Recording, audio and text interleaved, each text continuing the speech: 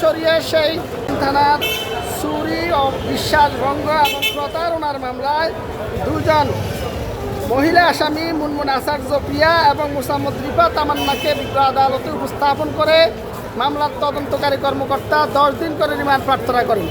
বিজ্ঞ আদালত উভয় পক্ষের শুনানি শ্রবণান্তে সন্তুষ্ট হয়ে এই দুইজন মহিলা আসামিকে 5 দিন করে রিমান্ড প্রার্থনা মঞ্জুর করেন।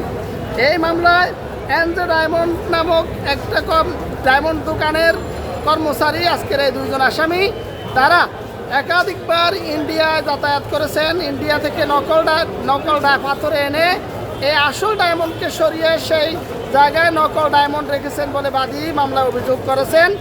মামলাটি ইজিআর মামলা হওয়ার কারণে আমরা রাষ্ট্রপক্ষে এই আসামিদেরকে এই মামলার সুষ্ঠু তদন্তের জন্য এবং অন্যান্য অপরাপর আসামিদের সম্পর্কে তথ্য জানাও তাদেরকে গ্রেপ্তার করার জন্য সর্বোপরি ন্যায় বিচারের স্বার্থে আসামিদের 10 দিন রিমান্ড প্রার্থনা করলে বিজ্ঞ আদালত উভয় পক্ষের শুনানি শ্রবণান্তে সন্তুষ্ট হয়ে এই দুইজন মহিলা আসামিকে 5 দিন করে রিমান্ড প্রার্থনা মঞ্জুর করেন।